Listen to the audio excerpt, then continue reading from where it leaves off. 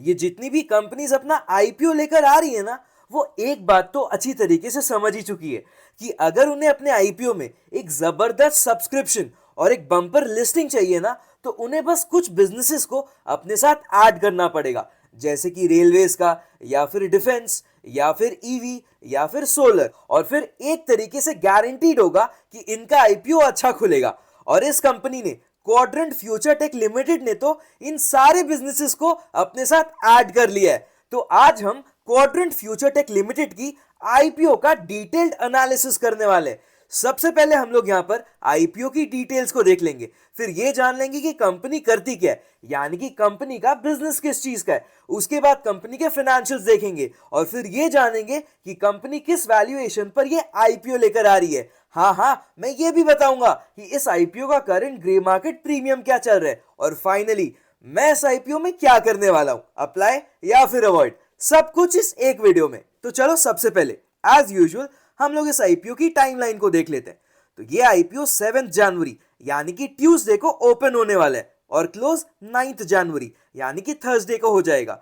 और इस आईपीओ का अलॉटमेंट 10 जनवरी यानी कि फ्राइडे को अनाउंस हो जाएगा। और जिन्हें भी अलॉटमेंट नहीं मिला उन्हें उनका रिफंड 13 जनवरी ऑनवर्ड्स प्रोसेस होना स्टार्ट हो जाएगा। फाइनली आईपीओ 14 जनवरी यानी कि ट्यूसडे को अपने इंडियन स्टॉक मार्केट में लिस्ट हो जाएगी। यहाँ एक शेयर का face value 10 rupees per share का है और प्राइस बैंड जैसा कि आप देख पा रहे हो 275 से लेकर 290 पर शेयर का है। यानी कि आपका कट ऑफ प्राइस जिस पे आपको ये आईपीओ अप्लाई करना पड़ेगा वो हो जाता है 290 रुपीज पर शेयर का। इसके अलावा एक लॉट में 50 शेयर्स है और यहाँ टोटल इशू साइजेस आईपीओ का 290 करोड़ का है। अच्छी बात यह है कि ये पूरा का पूरा 290 करोड़ फ्रेश इशू है, यानी कि पूरा का पूरा पैसा कंपनी के पास ही जाएगा। अब क्योंकि एक मेन बोर्ड आईपीओ है तो इसकी लिस्टिंग बीएसई और एनएसई दोनों पे ही होगी। अब चलो ये देख लेते हैं कि इस आईपीओ का रिजर्वेशन कैसे। तो यहाँ पर रिटेल कैटेगरी वालों के लिए 35 नहीं, सिर्फ 10% का कोटा रिजर्व्ड है। ऐसा क्यों? क्योंकि हो सकता है कंपनी लॉस मेकिंग हो, या फिर ये हो सकता है कि कंपनी ने सेबी की किसी गाइडलाइन को मीट नहीं किया होगा। चलो जो भी है अपने आगे वीडियो में जानेंगे। इसके अलावा अगर मैं बात करूं एचएनआई कैटेगरी के लिए, तो उनके लिए एज यूजुअल 15% का कोटा रिजर्व्ड है और क्यूआईबी के लिए यहाँ 50 नहीं 75% का कोटा रिजर्व्ड है। अगर आप रिटेल कैटेगरी में अप्लाई करोगे तो आपको मिनिमम एक लॉट, जिसमें जैसे कि मैंने बताया 50 शेयर्स होंगे, उसका वैल्यू 14,500 का पड़ेगा। अगर आप स्मॉल एचएनआई कैटेगरी में अप्लाई करोगे तो आपको मिनिमम 14 लॉट के लिए अप्लाई करना पड़ेगा, जिसका टोटल वैल्यू 2,03,000 का निकल कर आता है। और अगर आपके पास काफी ज्यादा पैसे हैं तो आप बिग एचएनआई कैटेगरी में भी अप्लाई कर सकते हो, जिसमें आपको मिनिमम 69 लॉट्स के लिए अप्लाई करना पड़ेगा और यहां आपका टोटल इन्वेस्टमेंट वैल्यू 10,05,000 रुपए का होगा। प्रमोटर होल्डिंग की अगर बात करूं तो आईपीओ आने के पहले प्रमोटर्स के पास ऑलमोस्ट 93% का स्टेक था, जो कि आईपीओ आ जाने के बाद 70% का हो जाएगा, जो कि अगेन काफी अच्छा है। कंपनी ने अपने एंकर इन्वेस्टर्स से 130 करोड़ ऑलरेडी रेज कर लिए। तो चलो अब ये देख लेते हैं कि इनके एंकर इन्वेस्टर्स की लिस्ट में किस किस का नाम शामिल है। तो यहाँ हमें डोमेस्टिक और फॉरेन इंस्टीट्यूशंस दोनों के ही नाम दिख रहे हैं। कुछ पॉपुलर नाम्स जो कि आपने काफी जगह सुना होगा, एक है वाइट ओक का, उसके अलावा कोटक, एलआईसी, इसके अलावा बैंक ऑफ इंडिया, फिर सिटी ग्रुप भी है। और आगे चलूं तो आप देखोगे पीजीआईएम जैसे म्यूचुअल फंड हाउसेस का नाम भी इनके एंकर इन्वेस्टर्स की लिस्ट में शामिल है। तो ओवरऑल इनका जो एंकर इन्वेस्टर्स का लिस्ट है वो एवरेज है, एज इन बहुत ज्यादा अच्छा भी नहीं है लेकिन खराब भी नहीं है। चलो अब ये देख लेते हैं कि कंपनी करती क्या है। अब यहाँ एक कंपनी करती क्या है, अब यहाँ ना मैं आपको एक इंटरेस्टिंग फैक्ट बताता हूँ। कंपनी ने अपने आरएचपी में ये बोला है कि कंपनी इंडियन रेलवेज के कवच प्रोजेक्ट के लिए नेक्स्ट जनरेशन ट्रेन कंट्रोल और सिग्नलिंग सिस्टम डेवलप कर रही है। लेकिन एक्चुअल पिक्चर अगर आप फाइनेंशियल्स को देखोगे तो कुछ अलग ही दिखेगा। यानी कि कंपनी के फाइनेंशियल्स में जो रेवेन्यू आ रहा है वो यहां से नहीं बल्कि किसी और बिजनेस से आ रहा है। इनफैक्ट पता है 2022 में कंपनी को 1% से भी कम रेवेन्यू इस बिजनेस से आई थी, और 2023 और 24 की अगर बात करूं तो ऑलमोस्ट 0% रेवेन्यू इस बिजनेस से आई थी। और इस फाइनेंशियल ईयर यानी कि फाइनेंशियल ईयर 25 के फर्स्ट हाफ में इनकी जो भी रेवेन्यू हुई है ना, उसमें से सिर्फ 4 साढ़े 4% ही इस बिजनेस से आया होगा। तो क्वेश्चन ये है कि फिर कंपनी का रेवेन्यू आ कौन से बिजनेस से रहा है, मैं बताता हूं। तो कंपनी है ना, रेलवेज, डिफेंस, ईवी और सोलर इंडस्ट्रीज में यूज आने वाले स्पेशलाइज्ड केबल्स की मैन्युफैक्चरिंग करती है। तो ये बात सच जरूर है कि कंपनी इंडियन रेलवेज के कवच प्रोजेक्ट के लिए नेक्स्ट जनरेशन ट्रेन कंट्रोल और सिग्नलिंग सिस्टम डेवलप कर रही है। लेकिन अभी भी as on the current date इनका मेन बिजनेस कुछ और ही है, और वो कुछ और क्या है, केबल्स की मैन्युफैक्चरिंग का, जहां से इनका मेजॉरिटी रेवेन्यू आ रहा है। और एक बात, कंपनी की ना क्लाइंट कॉन्सेंट्रेशन रिस्क थोड़ी ज्यादा है। मतलब कंपनी का ना ऑलमोस्ट 50% रेवेन्यू सिर्फ एक ही कस्टमर से आता है। यानी कि अगर वो कस्टमर चला गया तो कंपनी के रेवेन्यू में काफी नेगेटिव इंपैक्ट देखने को मिल सकता है। चलो अब कंपनी के फाइनेंशियल्स को देख लेते हैं। तो सबसे पहले एसेट्स को देखते हैं। इनका एसेट्स 2022 को 112 करोड़ का था, जो कि 2023 को थोड़ा सा बढ़ा और 118 करोड़ का हो गया। फिर 2024 में इनकी एसेट्स में और थोड़ी सी ग्रोथ देखने को मिली और ये 142 करोड़ का हो गया। और फाइनली इस फाइनेंशियल ईयर के फर्स्ट हाफ के एंड में इनका एसेट्स 149 करोड़ का है। यानी कि इनके एसेट्स में ठीक ठाक ग्रोथ देखने को मिल रही है, कुछ एक्स्ट्रा ऑर्डिनरी नहीं है। अब अगर मैं रेवेन्यू की बात करूं तो इनका रेवेन्यू 2022 को 104 करोड़ का था, जो कि लगभग 1.5 गुना होकर 2023 में 152 करोड़ का हो गया। लेकिन 2024 में स्लाइट रिडक्शन देखने को मिल रही है इनकी रेवेन्यू में, ये 151 करोड़ का हो गया। और अगर मैं फाइनेंशियल ईयर 25 की बात करूं, जिसका अभी फर्स्ट हाफ खत्म हुआ है, वहां पर इन्हें सिर्फ 65 करोड़ का रेवेन्यू हुआ है। यानी कि अगर मैं इसे डबल भी करूं और पूरे साल का एक एस्टिमेट करूं कि कंपनी कहां पहुंचेगी, तो कंपनी लगभग 130 से 140 करोड़ का रेवेन्यू क्लॉक करेगी, जो कि पिछले साल के मुकाबले थोड़ा कम है। यानी कि कंपनी रेवेन्यू के भी मुकाबले में आज सच कोई अच्छा खासा ग्रोथ नहीं दिखा रही। इनफैक्ट 2 साल से इनकी रेवेन्यू डेटोरिएट ही हो रही है। अब चलो प्रॉफिट को देख लेते। तो इनका प्रॉफिट 2022 में 1 करोड़ 94 लाख का था, मतलब वही 2 करोड़ के आसपास था, जो कि 2023 में बढ़कर 14 करोड़ का हो गया। ओके, एंड 2024 में अगेन स्लाइट इंप्रूवमेंट देखने को मिल रही है, 15 करोड़ के आसपास पहुंचा। लेकिन ये क्या, इस फाइनेंशियल ईयर के फर्स्ट हाफ एंड में इन्हें लॉसेस हो रहे हैं, वो भी 12 करोड़ के। यार मुझे ना कुछ ठीक नहीं लग रहा। इनकी रेवेन्यू भी डेटोरिएट कर रही है, अब ये प्रॉफिट मेकिंग कंपनी से दिख रहा है कि ये लॉस मेकिंग कंपनी बनने जा रही है। अगर इसे ठीक करना है ना ईयर एंड तक, तो कंपनी को कुछ ड्रास्टिक स्टेप्स लेने पड़ेंगे और कुछ एक्स्ट्रा ऑर्डिनरी इंप्रूवमेंट करना पड़ेगा, ताकि ईयर एंड के क्लोजर में ये लॉस जो है एक प्रॉफिट में कन्वर्ट हो जाए।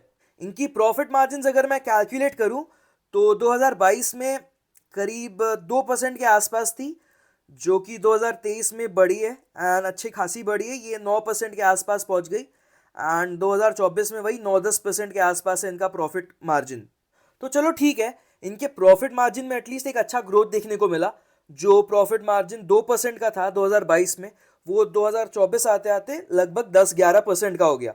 लेकिन यार फिर भी ओवरऑल पिक्चर की अगर मैं बात करूं तो देखो, एसेट्स में कोई खास ग्रोथ नहीं है, रेवेन्यू कम हो रहा है, प्रॉफिट तो दूर की बात, कंपनी ने फर्स्ट हाफ में एक लॉस बुक किया है। तो देखते हैं एंड ऑफ द ईयर तक क्या होता है। चलो अब रिजर्व्स की बात करते हैं। तो रिजर्व्स इनका ईयर ऑन ईयर बढ़ रहा था 2024 तक।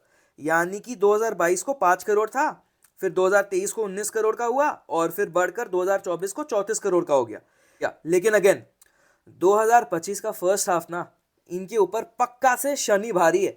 देखो भाई, यहां पर इनके रिजर्व्स कितने रिड्यूस हो गए, 30 करोड़ का रिडक्शन।